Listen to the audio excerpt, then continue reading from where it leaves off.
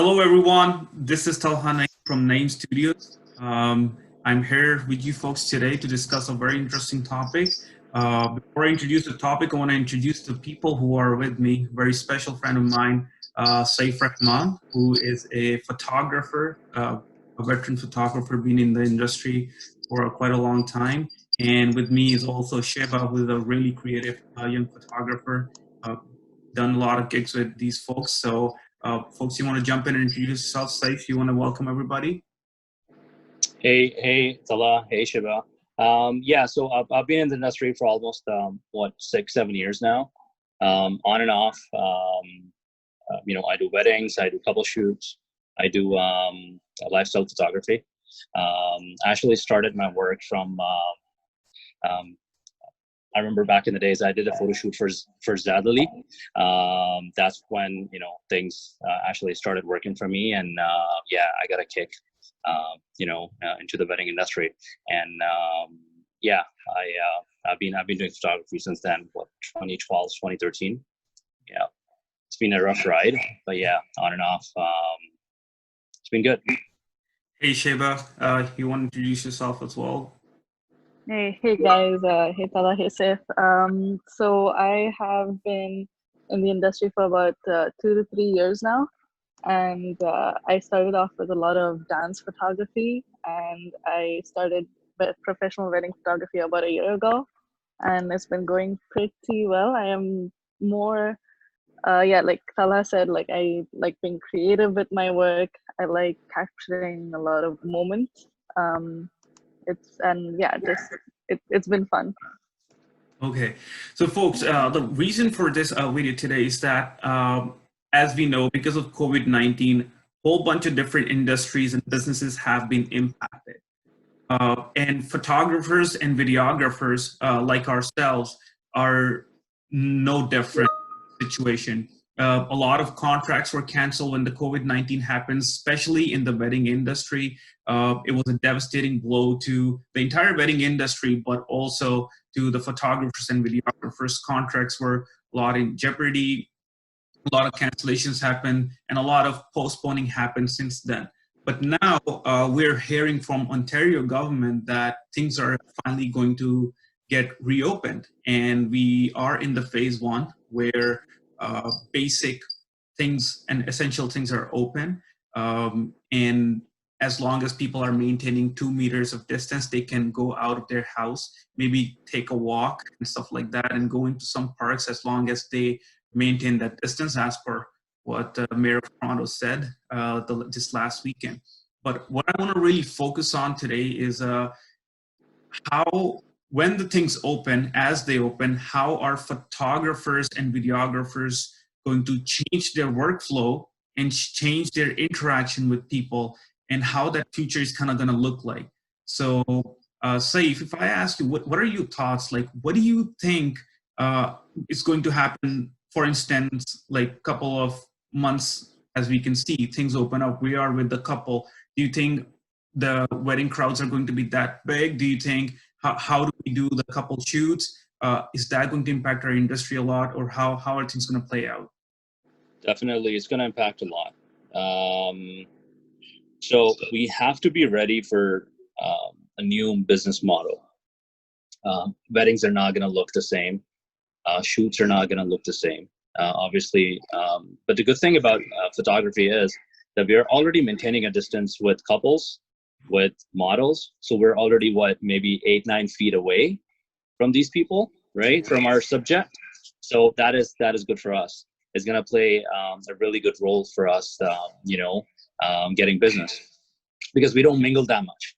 Even if we're in a party, we try to stay away from the subject and take a picture, right? So that's a plus point for us. We're not touching anything. We're not being physical with anybody, right? So that's one of the major plus points that our industry has. Secondly, going forward, I don't know how things are gonna go in future, but I believe that for next 18 months, at least for a year and 18 months, it is going to look different. We have to be ready for small weddings, for small gatherings. Let's say if I shot a wedding, let's say last year, where I saw at least around 200 to 300 people, you know, in reception, you're probably not going to see those many people in receptions anymore. You're going to see under 50, probably under 40 or 50 in total, which means the client is going to, you know, ask you to charge less. There's going to be difficulties in your contract. There's going to be difficulties in booking banquet halls, because if you bring in more people, they're not going to allow you in. So you have to be very limited with the amount of people they can allow inside a banquet hall. And we might have to follow proper social distancing even inside a banquet hall, or shooting with a couple outdoors. That's what I think. That's what I believe. This is what's going to happen, you know, in the near future. At least for the next 2 years, this is going to look like this. Okay, Sheba, what is your take on that? Yeah, I've been trying to even foresee how that would like impact us personally. I agree with a lot of what Saif mentioned. The sizes of the parties are definitely going to be a lot smaller than what we were used to. Even little things like getting people in the picture with the subjects themselves, with the main people, little things like that also get affected about capturing certain people together in the scene and all of that. Like, I was just trying to see how a wedding could flow, given the terms of how people are going to be social distancing, people having masks on their face constantly. Yeah. Even the little things that the people are going to have to do, gloves in their hands, like, oh, how romantic, right? Like, little things that just, I just found it funny just thinking about it. But it's not impossible. And you've seen a lot of videos, people are embracing it. They're doing it in spite of, they're doing online weddings. People will do, yeah, like the point is, regardless, it's about a union that's happening, and people want to celebrate that. So people who want to do it will do it. And I think photographers will be so happy to work with people like that. And I think that's the fun part about this season. Yeah. You know, imagine we go to a wedding and both couples are wearing masks. Now you do videos and photography. You know, Yeah, masks and gloves. wow. Wow. So, Saif, I want to stay a little bit optimistic here. What I would the fact that, let's say, the wedding size of the wedding, instead of 300 or 200 or 150 people, it's only under 50, instead around 20 to 30, depending on the location. I mean, the couple will spend less on decor, less on per person, less on food, but they will have more budget for photographers and videographers, which can actually capture their important day in a more creative way with more enhanced. And do you think that's not an opportunity where couples will now have more for wedding photographers and videographers? For instance, they can just they can only invite 50 people, but they have hundreds of other people who are really close to them. You know, maybe some form of like a live broadcast. You know, live broadcast, kind of like a scenario where photographers and videographers can live broadcast the shoot wedding live, and that could be another tool in our box which we can offer our customers. Well, so here's the thing about the whole situation. I believe, yeah, I mean, you're right. This is what's going to happen. And if you look at it from the client's point of view, from client's perspective, obviously they're going to be like, oh, we don't have a lot of people, so you know, we want you to give us a package where you're going to charge us less. But we're doing the same amount of work. We're doing the same amount of creativity. Right? Our creativity is not going to change. Or actually, it's going to improve. We would need more creativity to work around less people. Because when you're dealing with 300 people in a wedding, yes, you take a lot of candid shots and you present 500-600 pictures in an album. Now you have only 50 people to work with, right? So yes, the client is going to have more of their personal pictures, more of their recent family pictures. Maybe the total number of pictures are gonna decrease because of the size of the wedding, and the venue, but there's going to be more chances for you to present better work.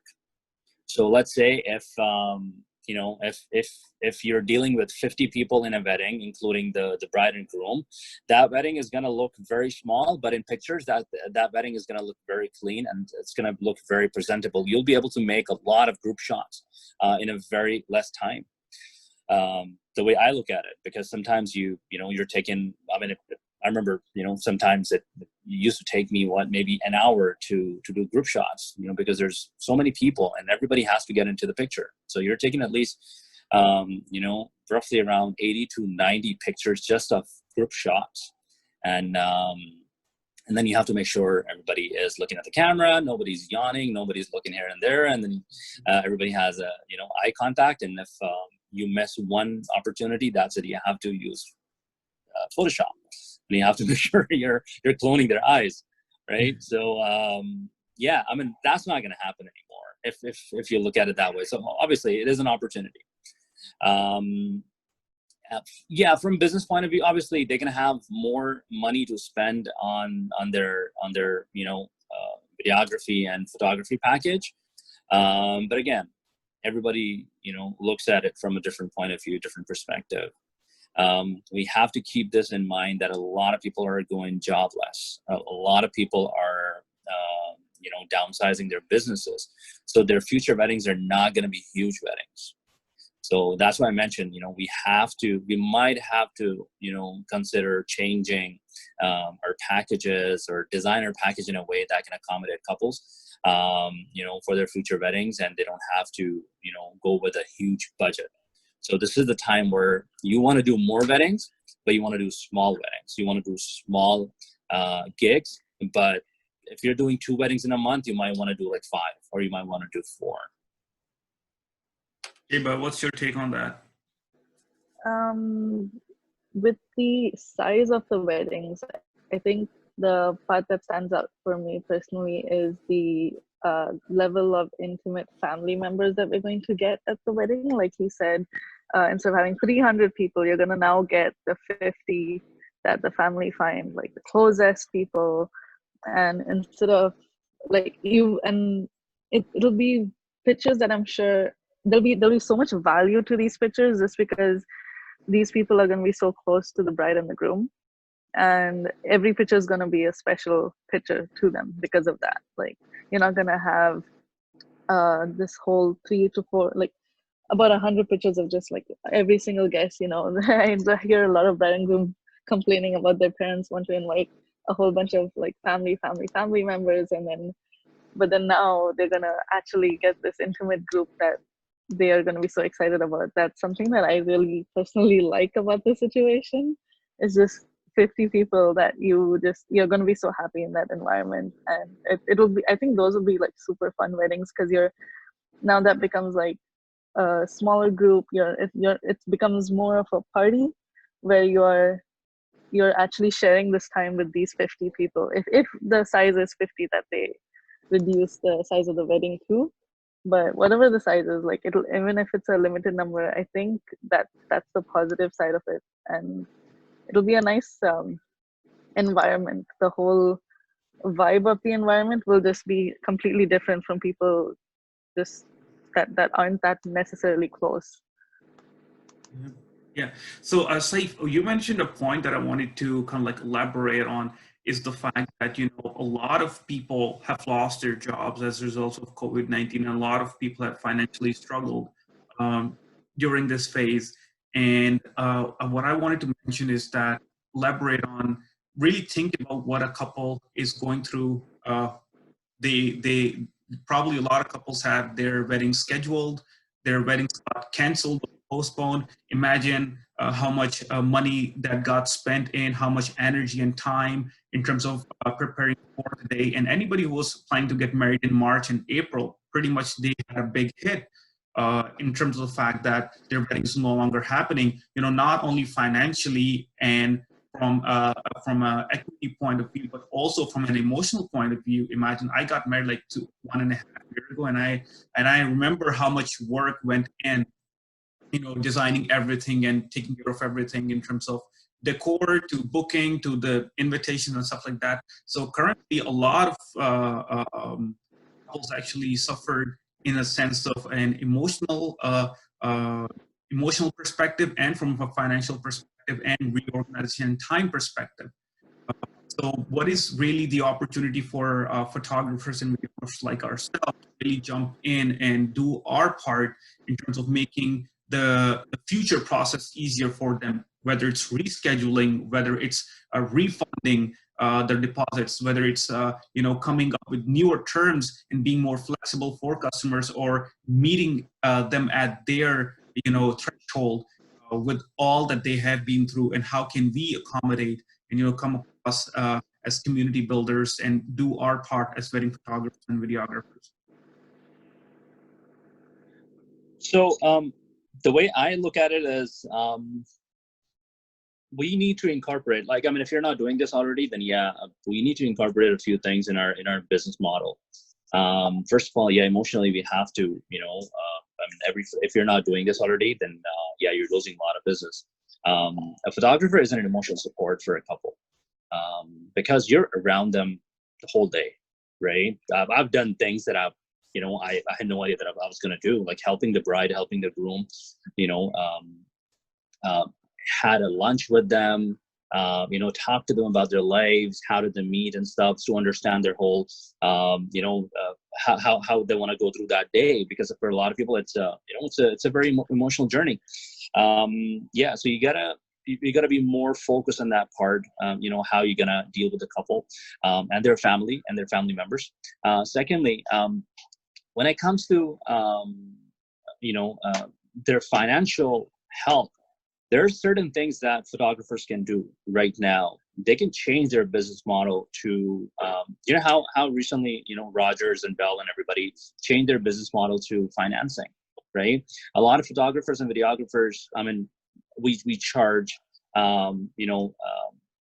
like we have future payments, we have upfront payments, you charge them in advance. Everybody has their own business model. But now it's time to incorporate finance into the business model. Let's say if a couple is looking to hire you, but they have no means to pay you upfront right away, but they want to make payments in different installments. So let's say over a year or maybe over 6 months. So yeah, this is the time to talk to your bank and financial institutes that how I can introduce financing in my business, how I can make these payments. Let's say if I'm charging a couple $4,000 or maybe $5,000 for a wedding, that's my package. I'm going to cover their 3-day wedding or maybe 2-day wedding, how they can pay me in multiple payments every month. So it's not going to be burden on them, in these times, because for a lot of people, it's going to be, it's not going to be easy to postpone their weddings. It's not an easy thing. If you have dates, if you have things happening, for some people, their relatives, want to see them. They have old relatives and, they cannot travel that much. They're already in Canada, so they want to get things done right away. But yeah, financially, not a lot of people are gonna, agree on things that you're gonna present. So yes, this is one of the options that you can have in your pocket, that you can present on the spot, that, hey, you know what, this is what I'm going to charge you. This is my package. But what I've done for you is we're going to split it into 12 payments or 6 payments, depending on, whatever your business model is. This is going to help couple, decide on the spot that if they want to go with you or not. Because for a lot of people, it is a financial decision. Yes, you're creative, your work is amazing, but there's 10 other people like you who can do the same thing, right? So how can you be different than other photographers? Is the emotional part. It's how you can help your couple emotionally. So this is one of the things that I think everyone should be incorporating in their business. Sheba, what's your take on that? Yeah, I agree with that completely. I think at this point, everyone needs some support. Everyone's dealing with this at an emotional level. And I'm sure, like, I see posts of people constantly saying, what to do about postponing. And so everyone's just trying to get everyone else's input on decision making. It's all over online, everywhere on different forums. Everyone's just asking, should I be postponing this? 6 weeks away, but that's the question they're asking. And I think it really goes a long way when their vendors work with them. And I think if, as photographers, if we can give them that support, I know they can then count on us and depend on us. And that is something that really goes a long way, because most of our business, everyone knows this, but it happens by word of mouth. And if you lose that, I think you need, like, especially, like, you have to be careful. Like, you have to be there for your clients. That should be the model of the way you do things. Especially because, like he mentioned, like Saif mentioned, that a photographer is a lot of emotional support before, after, and before and even during the wedding. Because from the beginning, all the way from the time they are getting ready till the end of the day, you are following them everywhere. And I've seen a lot of clients look to you, and they do end up having conversation, what's going wrong, what's going right, and the input that you give them at that point of time, you develop a friendship there. So I think as the moment calls for it, it's important for us to be there for our clients. Definitely modify the way you do things. It's really important to do that, as everyone's doing it. If you want this to work, you have to be ready to adapt to the whole situation. Yeah, no, Yeah. interesting, interesting takes on that, Now, my next question, I'm gonna gear it off towards the individual photographers and videographers, right? So how are you folks keeping yourself motivated? For instance, what I've been doing is the fact that taking a lot of my energy to the online social media platforms, and you can see a bit of my gear in the back, really testing my gear in a whole new different way, maybe seeing what kind of new gear that I would need, and trying to be more creative with my home studio and stuff like that. So how are you folks staying motivated through this time, and how you folks are planning to come back? Well,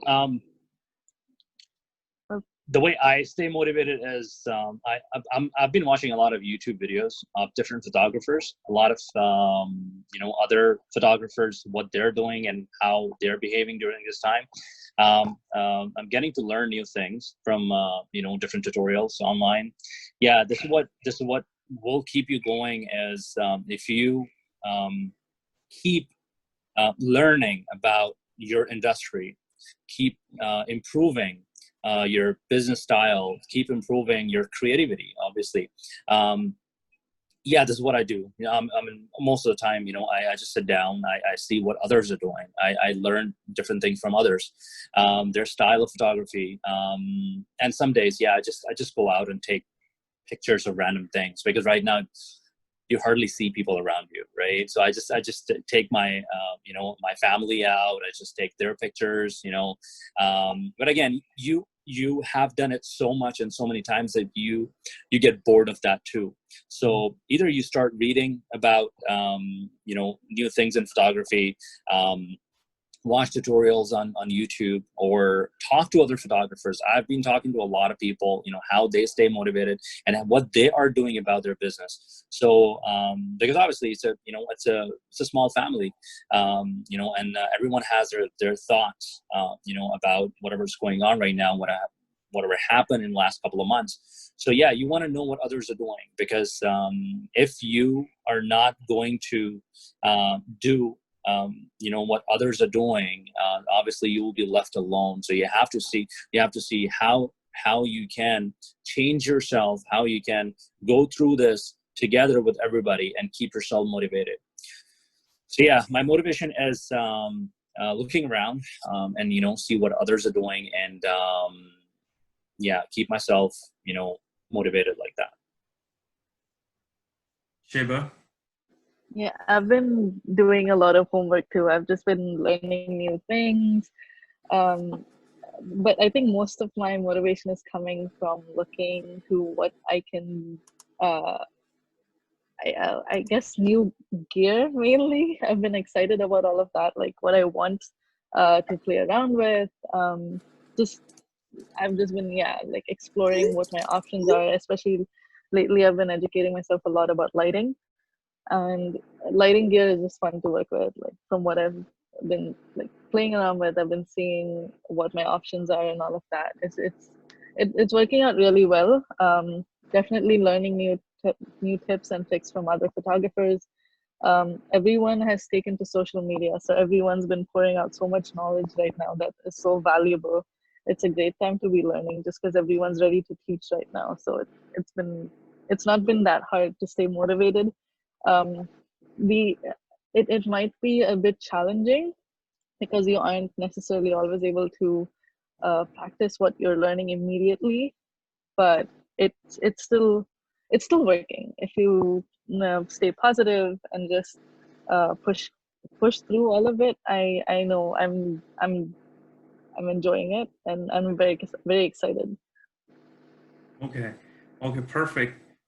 Folks, that was these were all kind of like my discussion points, and you guys have really given me a second and a third perspective on what I was thinking. And hopefully, everybody who's going to watch this video and like can get it geared up in terms of thinking how the future is going to look like and stuff, and really benefit from this video by seeing how the couples can actually see how things are going for photographers, and another way of us to connect with couples and for the couples to connect with us in our services. Folks, do you have any final words before we call it off?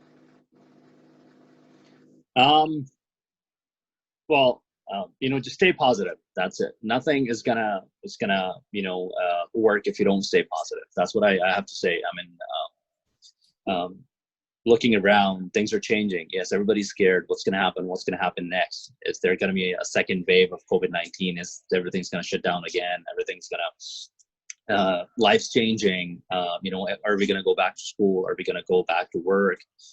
Yes, things will happen. These are the bad times. We're going to go through this together. Just staying positive will walk you through this easily. So positivity is very, very, very, very important. If you have any of those negative thoughts in your mind, just let them go, because things will get better, and very soon. So yeah, that's what I have to say. Positivity is the most important thing right now. Yeah, and keep learning. Keep learning. That's it. Sheba? Yeah, I think that was very well put. It definitely stay positive, stay happy, keep yourself motivated. There is so much to look forward to. A wedding is a wedding, like especially when it comes to wedding photography. People want to get married, like no matter what's happening, especially in spite of everything that's happening. Anyone that, like I said, people are still waiting for all of this to settle down just so they can go ahead with the plans they have. Yes, they will modify them a little bit, but something like this is so special. I know people that value it and are doing it because they value it. It's going to happen. I don't think we should look at this in a negative way. I think there's still a lot to look forward to, and yeah, just keep pushing through all of it. Okay, so stay positive and stay motivated is the call from Saif and Sheba, and from Talha Naeem from here at Naeem Studios. Thank you so much for tuning in with us. I wish you best of luck, and stay tuned for more stuff. Take care. Bye. Thank you, Zola. Thank you, Sheba. Bye. Take care. Bye. Bye, guys.